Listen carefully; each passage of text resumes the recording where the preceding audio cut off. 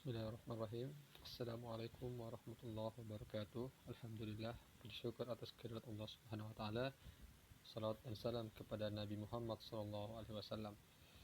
Perkenalkan, nama saya Nur Syahdi Abdi, mahasiswa program Pascasarjana Universitas Negeri Makassar, prodi Pendidikan IPS, kekhususan Pendidikan Sosiologi. Pada kesempatan kali ini saya akan mempresentasikan hasil dari penelitian saya dengan judul Dakwah Islam dan Perubahan Perilaku Muslim Milenial, studi pada kajian dakwah as-sunnah di Kota Makassar.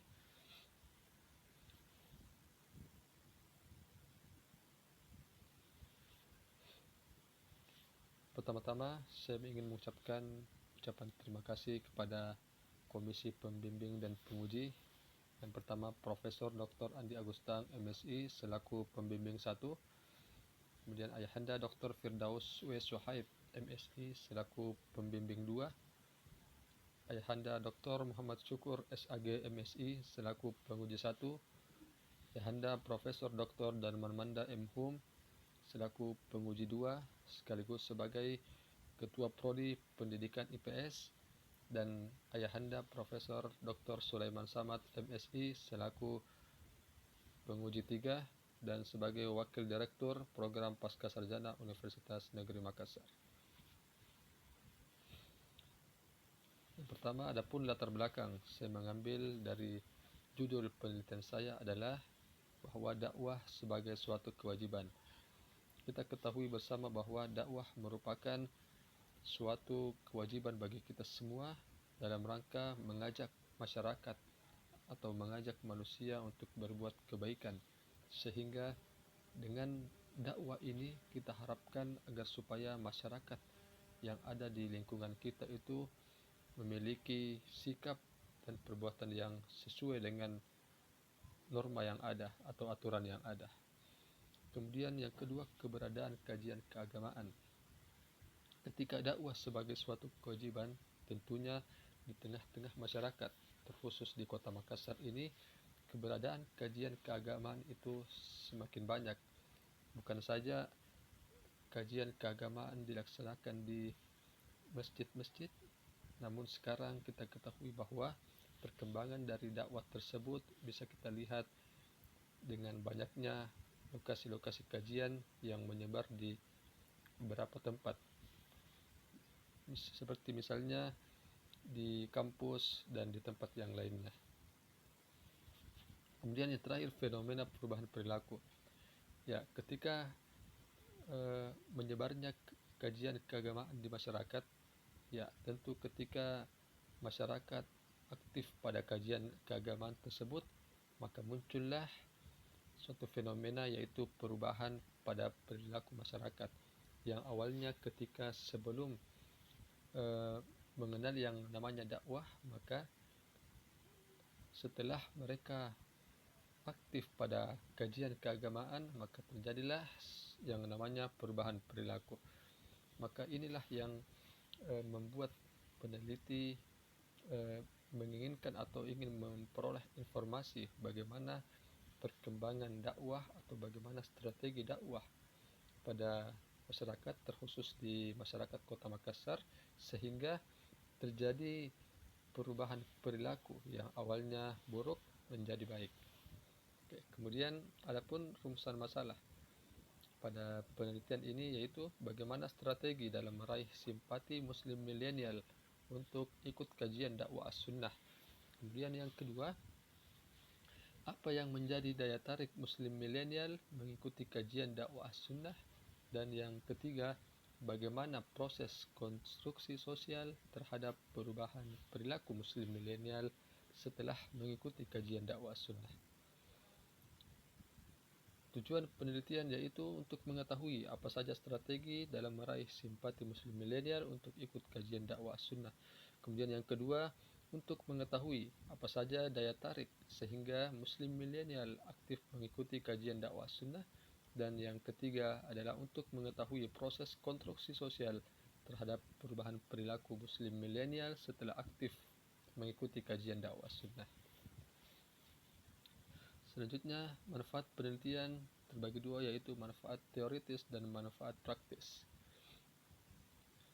Selanjutnya, tinjauan pustaka sosiologi agama. Kita ketahui bahwa sosiologi agama itu memperlakukan agama sebagai fakta sosial. Jadi pada kajian sosiologi agama, dalam suatu penelitian itu tidak ingin menyangkut mengenai masalah keyakinan, namun ingin melihat bagaimana fenomena sosial atau fakta sosial yang berkaitan dengan agama tersebut. Yang kedua, sosiologi dakwah. Aspek dari sosiologi dakwah adalah masyarakat, karena dalam kegiatan dakwah terdapat hubungan dan pergaulan sosial. Perubahan sosial.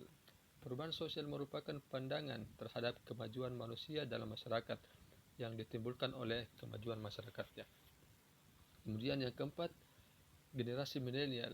Generasi milenial adalah generasi yang lahir pada awal 1982 hingga 20 tahun berikutnya dengan beberapa karakteristik. Di antaranya itu memiliki budaya negatif digital, berkembang dalam budaya digital dan teknologi informasi. Kemudian manhaj ahli sunnah wal jamaah, yang kita ketahui bahwa manhaj ahli sunnah wal jamaah itu adalah setiap orang yang berpegang teguh pada kitabullah dan sunnah Rasulullah SAW. Adapun teori yang saya gunakan pada penelitian ini adalah yang pertama teori fungsional dari Ibnu Khaldun, dan dua teori konstruksi sosial dari Peter L. Berger dan Thomas Luckmann. Selanjutnya, kerangka pikir dari penelitian ini adalah dakwah Islam, aktivitas dakwah. Kemudian daya tarik. Daya tarik ini terbagi dua, eksternal dan internal. Dan kedua, strategi dakwah. Strategi bisa dilihat dari bidang sosial masyarakat dan sistem budaya pada masyarakat. Dan yang ketiga, perubahan perilaku. Ada beberapa tahap sehingga terjadinya perubahan perilaku pada masyarakat. Selanjutnya, penelitian yang relevan pada penelitian ini adalah ada 4 di sini. Yang pertama dari Agnia Andini tahun 2019 tentang fenomena gerakan hijrah di kalangan pemuda muslim sebagai mode sosial. Kemudian Suci Wahyu Fajriani tentang hijrah Islami milenial berdasarkan paradigma berorientasi identitas. Kemudian yang ketiga penelitian Mick Meranti 2019 tentang fenomena hijrah di era milenial dalam media sosial. Dan terakhir penelitian Muhammad Eko Anang tahun 2019 tentang fenomena hijrah di era milenial. Selanjutnya, metode penelitian yaitu jenis penelitian kualitatif dan termasuk pada penelitian sosiologi agama. Adapun lokasi penelitian itu beberapa tempat di tempat kajian dakwah sunnah. Kemudian sumber data primer dan data sekunder. Selanjutnya adalah fokus penelitian pada individu sebagai objek penelitian. Adapun informan penelitian yaitu pemuda yang aktif kajian dan tentunya adalah dai atau pendakwah itu sendiri. Kemudian teknik pengumpulan data, itu terbagi ada 3, kajian literatur, observasi, wawancara, serta dokumentasi. Kemudian teknik analisis data dengan reduksi data, penyajian data, dan pengambilan keputusan. Dan teknik keabsahan data dengan triangulasi dan member check. Kemudian yang keempat adalah hasil penelitian dan pembahasan. Yang pertama, gambaran umum lokasi penelitian. Adapun lokasi penelitian pada penelitian ini adalah itu di Kota Makassar yang difokuskan pada beberapa tempat kajian dakwah sunnah yang ada di masjid-masjid ataupun di tempat yang lainnya. Kemudian adapun informan dalam penelitian ini adalah ada 16 informan yang terdiri dari 3 orang dai yang tentunya adalah pendakwah yang aktif pada kajian dakwah sunnah. Kemudian ada 13 informan yang sebagai mad'u atau sang penerima dakwah, yang tentunya pada penelitian ini saya ambil informan yang sudah aktif pada kajian dakwah sunnah itu selama 3 tahun kurang lebih. Kemudian strategi dalam meraih simpati muslim milenial untuk ikut kajian dakwah sunnah. Jadi ada beberapa strategi yang dalam penelitian ini saya memperoleh dari informasi wawancara yang saya dapatkan. Keempat strategi tersebut adalah mengenai bagaimana sosialisasi, kemudian interaksi serta pendidikan, dan bagaimana strategi dalam hal teknologi. Kemudian daya tarik Muslim milenial mengikuti kajian dakwah sunnah. Dalam penelitian ini, berdasarkan hasil dari wawancara yang saya lakukan, itu terdapat dua daya tarik. Yang pertama adalah mengenai bagaimana materi kajian yang disampaikan pada kajian dakwah sunnah. Kemudian yang kedua adalah bagaimana metode yang digunakan, yaitu dengan cara memanfaatkan perkembangan teknologi yang ada, yaitu dengan memanfaatkan media sosial. Kemudian yang terakhir adalah bagaimana proses konstruksi sosial terhadap perubahan perilaku Muslim milenial.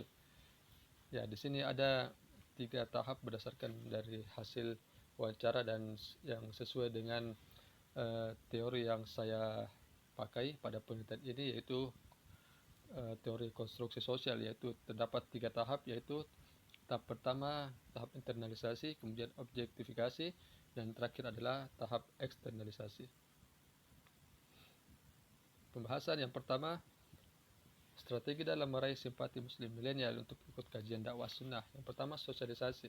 Dalam penelitian ini, sosialisasi berperan sebagai bagaimana pendakwah terlebih dahulu melakukan sosialisasi di masyarakat sebelum turun langsung untuk berdakwah. Tujuannya adalah bagaimana pendakwah ini mampu mengenali masyarakat, mampu mengenali hal-hal apa saja yang menjadi kebiasaan pada masyarakat tersebut, dan juga agar supaya pendakwah mampu mengetahui hal-hal apa yang menjadi problematika yang ada di masyarakat tersebut, sehingga tujuan dari dakwah atau materi dakwah itu bisa dikondisikan dengan bagaimana situasi atau kondisi masyarakat pada tempat tersebut.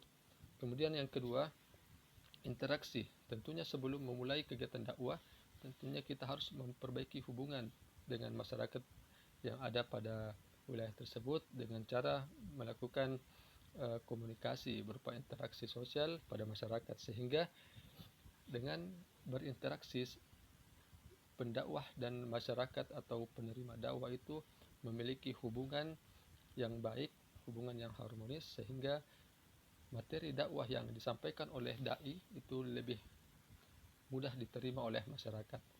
Kemudian pendidikan. Dengan pendidikan ini, strategi yang dilakukan oleh kajian dakwah sunnah itu melalui dua, yaitu pendidikan formal dan informal.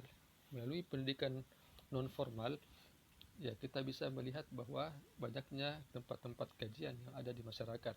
Ya, tempat kajian ini tentunya dilaksanakan hampir setiap hari atau kadang sepekan sekali, sehingga tentunya melalui pendidikan non formal ini berupa kajian yang dilaksanakan di beberapa tempat itu sangat berkembang sangat pesat. Kemudian melalui teknologi, ya strategi melalui teknologi ini sangat penting di zaman sekarang. Ya, tentunya ketika teknologi pada zaman sekarang itu kita bisa melihat bagaimana peran media sosial dalam menyebarkan informasi di tengah masyarakat, sehingga kajian dakwah sunnah ini juga memanfaatkan teknologi sebagai bagaimana menyampaikan atau menyebarkan dakwah sunnah di Kota Makassar. Kemudian yang kedua, daya tarik Muslim milenial mengikuti kajian dakwah sunnah. Ya, jadi ada dua daya tarik bagaimana Muslim milenial itu tertarik untuk mengikuti kajian dakwah sunnah. Yang pertama adalah materi kajian. Ya, materi kajian merupakan salah satu dari daya tarik bagaimana Muslim milenial tertarik untuk mengikuti kajian dakwah sunnah. Dengan materi kajian yang sesuai dengan Al-Quran dan As-Sunnah, maka masyarakat akan tertarik untuk mengikuti kajian tersebut. Mengapa? Karena ya materi yang disampaikan itu tidak asal-asalan atau tidak bertele-tele, atau tentunya materi kajian tersebut memiliki dasar yang kuat, memiliki pedoman yang kuat, sehingga masyarakat akan tertarik untuk mengikuti kajian tersebut. Kemudian media sosial. Ya, media sosial juga merupakan sebagai daya tarik masyarakat untuk bagaimana aktif mendengarkan materi kajian dakwah sunnah. Misalnya saja Instagram, kita bisa ketahui bahwa zaman sekarang ini Muslim milenial itu lebih tertarik membuka media sosial untuk mendengarkan informasi atau untuk melihat informasi pada media sosial, sehingga daya tarik juga melalui media sosial ini menjadi penting bagaimana kajian dakwah sunnah menyampaikan atau menyebarkan dakwah melalui media sosial. Kemudian yang ketiga, proses konstruksi sosial terhadap perubahan perilaku muslim milenial. Yang pertama, tahap internalisasi. Ya, pada tahap internalisasi ini itu bagaimana terjadi pembiasaan. Ya, pembiasaan dalam hal ini adalah bagaimana masyarakat itu terbiasa mengikuti kajian, kemudian terbiasa dalam lingkungan kajian, sehingga akan membuat masyarakat itu sedikit demi sedikit mengikuti terhadap apa yang mereka sering lihat atau apa yang mereka sering biasakan beraktivitas di tempat tersebut. Kemudian pada tahap objektifikasi, bagaimana masyarakat itu terjadilah perubahan perilaku, sehingga perubahan perilaku dalam hal sikap dan penampilan. Dalam hal sikap di sini adalah bagaimana memiliki sikap yang awalnya buruk menjadi sikap yang baik. Kemudian dalam hal penampilan juga muslim milenial ini terjadi perubahan, yaitu mulai memakai pakaian yang islami atau pakaian yang syar'i. Kemudian pada tahap eksternalisasi di sini adalah bagaimana muslim milenial itu dia terjadi perubahan perilaku karena ilmu dan bagaimana lingkungan yang ada pada masyarakat tersebut, sehingga perubahan perilaku ini akan terjadi pada muslim milenial khususnya. Kemudian penutup, ya, kesimpulan. Adapun kesimpulan dalam hasil penelitian ini adalah, yaitu yang pertama mengenai strategi dari dakwah sunnah, yaitu melalui sosialisasi, kemudian yang kedua interaksi, yang ketiga melalui pendidikan, dan yang keempat teknologi. Adapun daya tarik muslim milenial untuk aktif pada kajian dakwah sunnah yaitu terbagi dua, yaitu bagaimana materi kajian yang disampaikan, kemudian peran dari media sosial. Kemudian yang ketiga, tahap konstruksi sosial pada perubahan perilaku terbagi tiga, yaitu tahap internalisasi, tahap objektifikasi, dan tahap eksternalisasi. Demikianlah presentasi yang saya sempat bawakan. Lebih dan kurangnya mohon dimaafkan. Wabillahi taufiq wal hidayah. Wassalamualaikum warahmatullahi wabarakatuh.